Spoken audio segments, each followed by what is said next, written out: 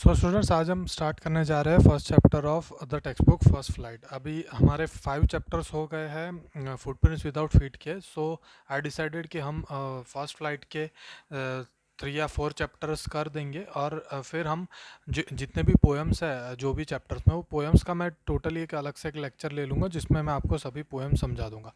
Poems generally इतने important नहीं है, क्योंकि शायद से आपको बोर्ड एग्ज़ाम में एक या मैक्सिमम 2 पोएम्स के बारे में समरी लिखना हो सकता है, और एक एक पोएम आपको समरी की होगी और एक पोएम शायद आपको पोएम कॉम्प्रिहेंशन का होगा, और poem comprehension generally text book की पोएम्स ही होती है।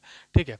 तो letter of God, a letter to God chapter number 1 है हमारा, और चैप्टर की जो मेन स्टोरी है वो स्टार्ट होती है पेज नंबर 3 से। तो आप पेज नंबर 3 निकाल दीजिए। ये चैप्टर में एक्चुअली है क्या कि एक साउथ अमेरिकन कोई कंट्री में लेंचो नाम का कोई फार्मर है। वो फार्मर कैसे गॉड को लेटर लिखता है, उसके बारे में स्टोरी है। हम हम जैसे जैसे पढ़ते जाएंगे वैसे हमें स्टोरी पता चलेगी। ठीक है। पेज नंबर 3 स्टार्ट करते हैं हम। First paragraph. The house, the only one in the entire valley, sat on the crest of a low hill. From this side one could see the river and the field of ripe corn dotted with flowers that always promised a good harvest. जो Lencho है उसका घर कहाँ पर है? एक valley है। Valley के जो स्लोप है उसमें एक छोटे से हिल के क्रेस्ट के ऊपर वो लेंचो का हाउस है, और वहाँ से पूरा वो फील्ड देख सकता है। फील्ड में वो देख सकता है कि कैसे वहाँ पर कॉर्न कॉर्न की फील्ड है, कॉर्न लगा हुआ है, और आसपास उसके बाउंड्रीज पे फ्लावर्स का हार्वेस्ट है। ठीक है। The only thing the earth needed was a downpour और at least a shower. Throughout the morning Lencho, who knew his fields intimately, had done nothing else but see the sky towards the north east. यानी वो harvest अच्छा होने के लिए, crops को grow होने के लिए ज़्यादा बड़े इसकी ज़रूरत नहीं थी, रेन की ज़रूरत नहीं थी। यहाँ पर 2 वर्ड्स यूज़ करिए करे हुए, डाउनपोर और एटलीस्ट अ शॉर। डाउनपोर मतलब एक थोड़ा सा रेन, या शॉर यानी एक हल्की हम बारिश कहते हैं, वो वैसे ही अगर हो जाए तो फिर वो उसके लिए हार्वेस्ट के लिए काफ़ी, उसके क्रॉप्स के हार्वेस्ट के लिए काफ़ी अच्छा होगा। तो लेंचो है वो कब से वो नॉर्थ ईस्ट के तरफ देख रहा था कि कोई बादल आ रहे हैं या नहीं। Now we are really going to get some water women. यानी वो अपने अपने वाइफ को कहता है कि हम हमें शायद वाटर, मतलब यहाँ पर रेन के लिए वर्ड यूज़ किया, हमारे लिए शायद वाटर यू हमारे लिए शायद रेन अभी पॉसिबल है। The women was preparing supper replied yes God willing. यानी उसकी जो वाइफ होती है वो रिप्लाई करते हैं कि हाँ, अगर गॉड की मर्जी हुई तो ये चीज़ होगी। The older boys were working in the field while the smaller ones were playing near the house until the woman called to them all, come for dinner. वो खाना बना रही थी, तो उसके जो लेंचो के जो बड़े बच्चे थे वो सब फार्म में काम कर रहे थे, और छोटे बच्चे थे वो घर के आसपास खेल रहे थे। तो जो उसकी वाइफ है उसने सबको डिनर के लिए बुलाया। ठीक है। It was during the meal that just as Lencho had predicted big drops of rain began to fall in the north east, huge mountains of clouds could be seen approaching. यानी जब खाना खा रहे थे वो, तभी लेंचो के prediction के हिसाब से पता चला कि वहाँ पर बारिश शुरू हो गई है। ठीक है। और उसने देखा कि नॉर्थ ईस्ट से कई काले माउंटेन्स, रेन फील्ड माउंटेन्स वहाँ उसके तरफ आ रहे हैं। The air was fresh and sweet. The man went out for no reason other than to have the pleasure of feeling the rain on his body. And when he returned, he exclaimed, "These aren't raindrops falling from sky. They are new coins. The big drops are 10 cent pieces, and the little ones are 5." यानी Lencho बाहर जाता है, वो देखता है कि बारिश कैसे हो रही है, तो उसे देखता है कि ये सिर्फ छोटे रेन ड्रॉप्स नहीं है, ये कॉइन्स की तरह है। मतलब वो एक ऐसा एक मेटाफोर यूज़ कर रहा है कि जो रेन्स है वो अच्छा हार्वेस्ट देंगे, ज़्यादा बड़े ड्रॉप्स होंगे तो उससे ज़्यादा पैसा मिलेगा, कम छोटे ड्रॉप्स होंगे तो उसे कम मिलेगा, ऐसा। With a satisfied expression he regarded the field of ripe corn with its flowers draped in a curtain of rain. But suddenly a strong wind began to blow and along with the rain very large hailstones began to fall. यानी उसके मुंह face पे एक satisfied expression थी, क्योंकि वो सोचता था कि ये कॉर्न और फ्लावर्स दोनों ग्रो होंगे इस रेन में। लेकिन क्या हुआ कि सडनली एक ज़ोर से हवा चलने लगी, और हवा के साथ जो बारिश हो रही थी, बारिश के जगह बर्फ़ गिरने लगी वहाँ पर। हेल स्टॉर्म मतलब क्या होता है कि हेल स्टोन्स मतलब क्या होता है कि बर्फ़ के टुकड़े होते हैं। ठीक है। These truly did resemble new silver coins. The boys, exposing themselves to the rain, ran out to collect the frozen pearls. क्या हुआ कि जो जो बच्चे थे उन्होंने देखा कि ये सिल्वर कॉइन्स की तरह ये गिर रहे हैं, जो हिल स्टोन्स गिर रहे हैं वो बर्फ़ के टुकड़े को हम कलेक्ट करने जाएंगे, उसके लिए उसके बच्चे सब बाहर भागे। It's really getting bad now exclaimed the man, I hope it passes quickly.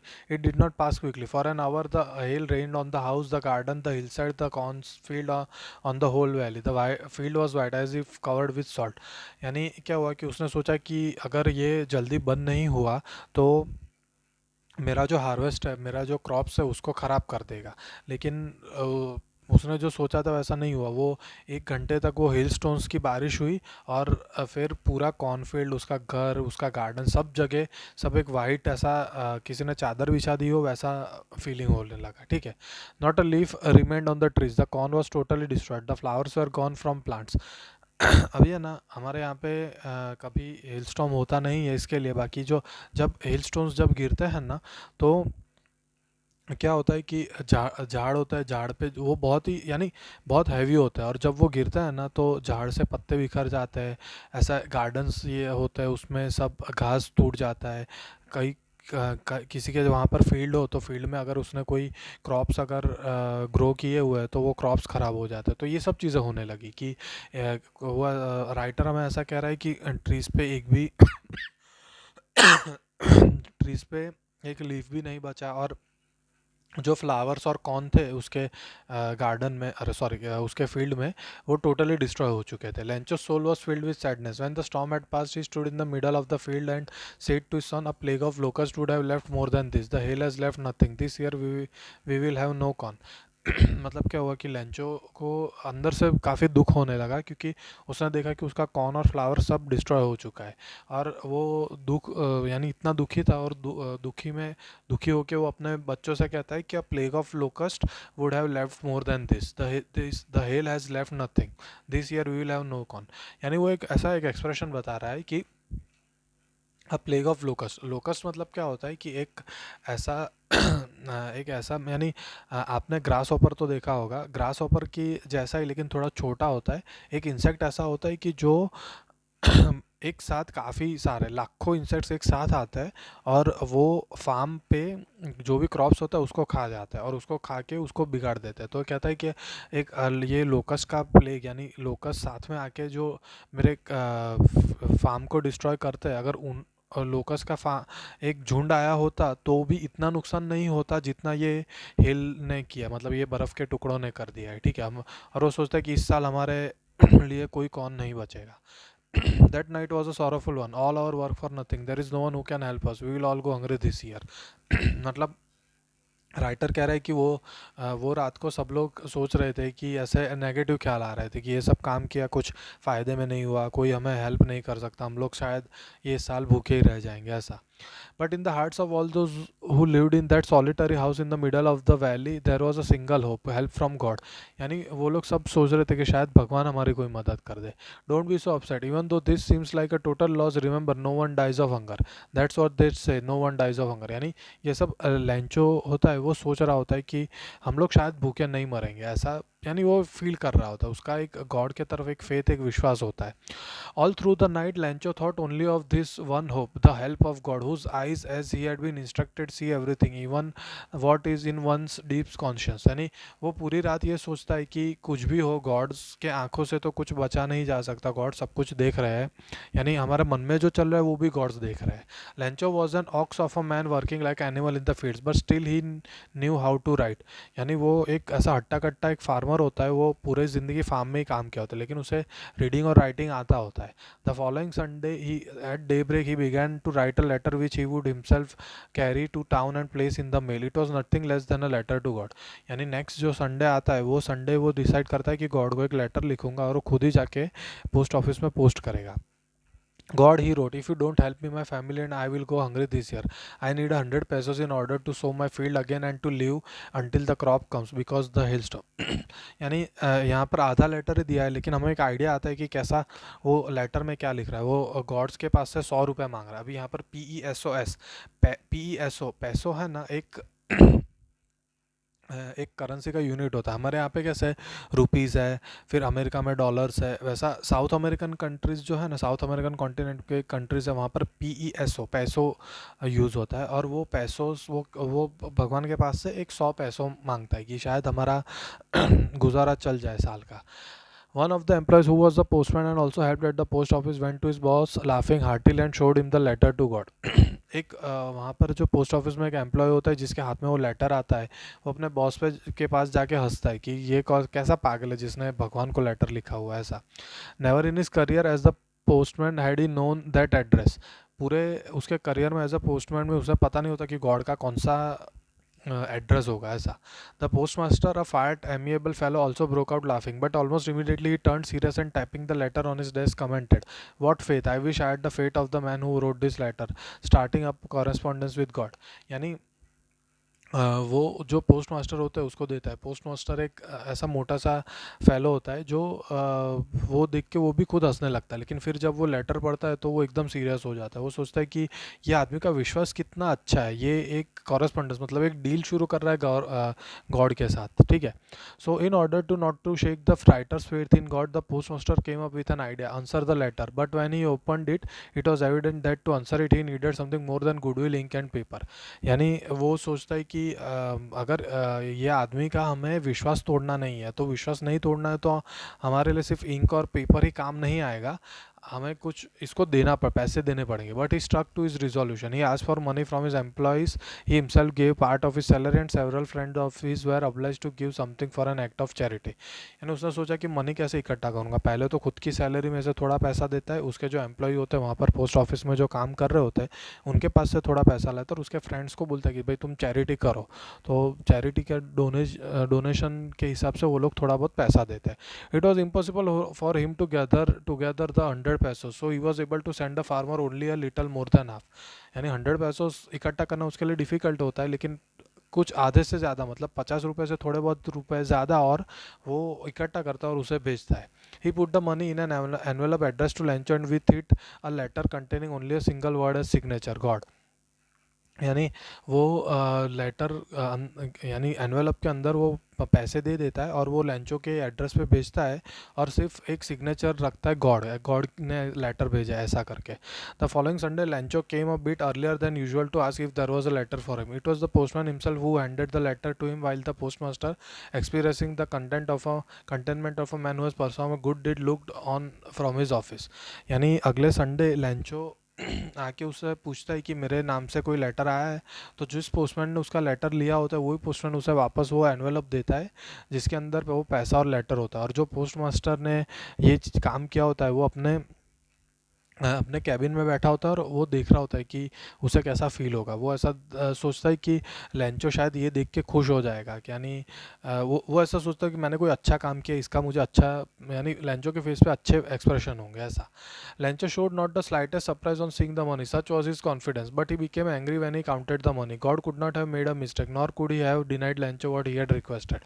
यानी लैंचो है ना, वो पैसा देख के उसको ज़्यादा सरप्राइज नहीं होता, क्योंकि उसका भगवान में विश्वास इतना स्ट्रांग होता है कि वो सोचता है कि भगवान ने ही ये पैसा भेजा हुआ है।